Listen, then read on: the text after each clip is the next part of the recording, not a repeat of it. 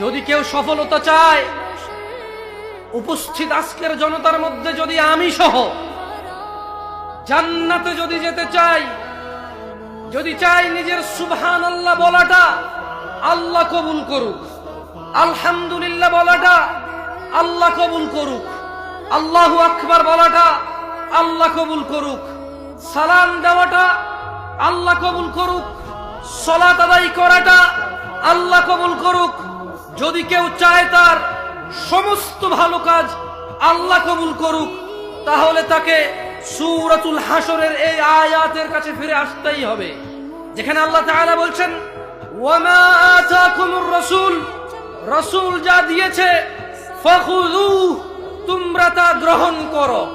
ওয়ামা আতাকুমুর রাসূল, দ্বীন হিসেবে, ইবাদত হিসেবে, আল্লাহর বন্দেগী হিসেবে, ওয়ামা আতাকুমুর রাসূল, যা রাসূল দিয়েছে করণীয় হিসেবে, আমাল হিসেবে, আদেশ হিসেবে, ওয়ামা আতাকুমুর রাসূল, যা রাসূল দিয়েছে ফাখুযুহু, তা গ্রহণ করো।